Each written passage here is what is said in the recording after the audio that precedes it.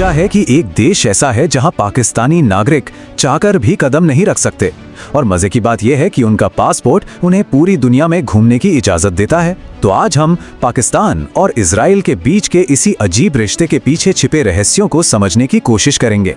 जरा सोचिए, किसी के पास एक पासपोर्ट हो जिस पर लिखा हो कि वो दुनिया के किसी भी देश में जा सकता है, लेकिन असल में एक दरवाजा है जो उसके लिए हमेशा हमेशा के लिए बंद है। पाकिस्तानी पासपोर्ट पर साफ साफ लिखा होता है, ये पासपोर्ट दुनिया के सभी देशों की यात्रा के लिए वैध है, सिवाय इजराइल के। अब ये सिर्फ पासपोर्ट पर लिखी एक लाइन नहीं है, नहीं, ये तो दशकों से चली आ रही एक बहुत ही पेचीदा राजनीतिक कहानी की बस एक झलक है। तो सवाल यही उठता है कि भाई आखिर ऐसा है क्यों? 1948 में जब इजराइल बना, तब से लेके आज तक पाकिस्तान ने उसे एक देश के तौर पर स्वीकार क्यों नहीं किया? चलिए इस पुरानी पहेली के पीछे की असली वजहों को जरा टटोलते हैं। तो चलिए इस कहानी की परतों को एक एक करके खोलते हैं। देखिए, ऊपरी तौर पर तो पाकिस्तान हमेशा कहता है कि वो फिलिस्तीन के साथ खड़ा है और बस इसीलिए इजराइल को मान्यता नहीं देता। लेकिन क्या यही पूरी सच्चाई है, या इसके पीछे कोई बहुत बड़ा सपना छिपा है? दुनिया के सामने पाकिस्तान हमेशा से यही वजह रखता आया है कि भाई हम तो फिलिस्तीनी लोगों के साथ भाईचारा और एकजुटता दिखा रहे हैं। और सच कहूं तो ये एक ऐसा स्टैंड है जिसने उसे कई मुस्लिम देशों में काफी लोकप्रिय भी बनाया है। लेकिन पर्दे के पीछे एक बहुत बड़ा सपना पल रहा है। सपना है पूरी इस्लामी दुनिया का लीडर बनने का। पाकिस्तान खुद को सिर्फ एक देश के तौर पर नहीं, बल्कि सभी मुस्लिम देशों के एक रहनुमा या कह लीजिए खलीफा के रूप में दिखता है। लेकिन देखिए, इस्लामिक वर्ल्ड का लीडर बनने की इस रेस में पाकिस्तान अकेला तो है नहीं। सऊदी अरब है, तुर्की है, ईरान जैसे पावरफुल देश भी लाइन में लगे हैं। पर पाकिस्तान के पास एक ऐसा तुरुप का इक्का है जो किसी और के पास नहीं है, और वो ये कि पाकिस्तान अकेला ऐसा मुस्लिम देश है जिसके पास न्यूक्लियर वेपन्स हैं। अब देखते हैं कि ये जो एक पॉलिसी है ये पाकिस्तान के लिए काम कैसे करती है।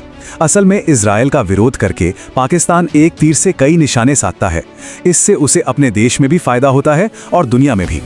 इस एक नीति के 3 बड़े फायदे हैं। पहला, देश के अंदर जो नेता हैं वो इजराइल विरोधी बयान देकर जनता का सपोर्ट हासिल कर लेते हैं। दूसरा, इससे अमीर अरब देशों से अच्छी खासी आर्थिक मदद और सहायता मिलती रहती है। और तीसरा, ये दुनिया भर में पाकिस्तान की इमेज बनाता है कि वो मुस्लिम हितों का सबसे बड़ा रक्षक है।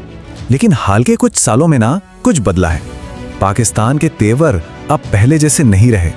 अब बात सिर्फ छिपकर या दूसरों के जरिए लड़ने की नहीं रही, बल्कि अब तो सीधे सीधे धमकी देने तक पहुंच गई है। अगर हम इतिहास पर एक नजर डालें तो ये बदलाव साफ नजर आता है। 1960s और 70s में पाकिस्तान ने अरब देशों का साथ तो दिया, यहाँ तक कि 1974 में एक पाकिस्तानी पायलट ने सीरिया की तरफ से लड़ते हुए एक इजरायली फाइटर जेट को मार गिराने का दावा भी किया। लेकिन ये सब ना पर्दे के पीछे हो रहा था। आज धमकी खुलेआम दी जा रही हैं। हाल ही में पाकिस्तानी अधिकारियों के जो बयान आए हैं उनका सार बस एक लाइन में है, हम इजराइल को तबाह कर देंगे।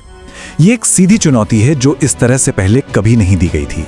लेकिन यहाँ रुककर सोचना होगा कि अचानक ये तेवर इतने तल्ख क्यों हो गए। ये जो गुस्सा दिख रहा है, क्या ये सिर्फ गुस्सा है या इसके पीछे कोई बहुत गहरी चाल है? ऐसा लगता है कि ये सिर्फ भावनाओं में बहकर दिया गया कोई बयान नहीं है। इसकी टाइमिंग बहुत खास है। ये धमकियां ठीक उस समय दी गईं जब अमेरिका और ईरान के बीच बातचीत होने वाली थी। इस एक कदम से पाकिस्तान खुद को एक कट्टर इस्लामी आवाज के रूप में पेश करने की कोशिश कर रहा है। लेकिन ऐसा करके वो पश्चिम एशिया में एक न्यूट्रल मध्यस्थ होने की अपनी छवि को भी दांव पर लगा रहा है और साफ तौर पर एक पक्ष चुन रहा है। तो इस खतरनाक खेल का अंजाम क्या होगा? पाकिस्तान ने जो ये बड़ा दांव खेला है, इसके नतीजे क्या निकल सकते हैं? ये जो पॉलिसी में बदलाव आया है, ये साफ इशारा करता है कि पाकिस्तान अब दुनिया के सामने अपनी एक नई, ज्यादा आक्रामक और मुखर पहचान बनाना चाहता है। वो अब चुप बैठने वालों में से नहीं रहना चाहता। और ये पूरी बातचीत हमें एक बहुत बड़े सवाल के साथ छोड़ जाती है। जब एक परमाणु शक्ति वाला देश खुलेआम दूसरे देश को दुनिया के नक्शे से मिटाने की बात करता है, तो उसका अंजाम क्या होता है? इस सवाल का जवाब न सिर्फ इन 2 देशों का, बल्कि शायद पूरी दुनिया का भविष्य तय करेगा।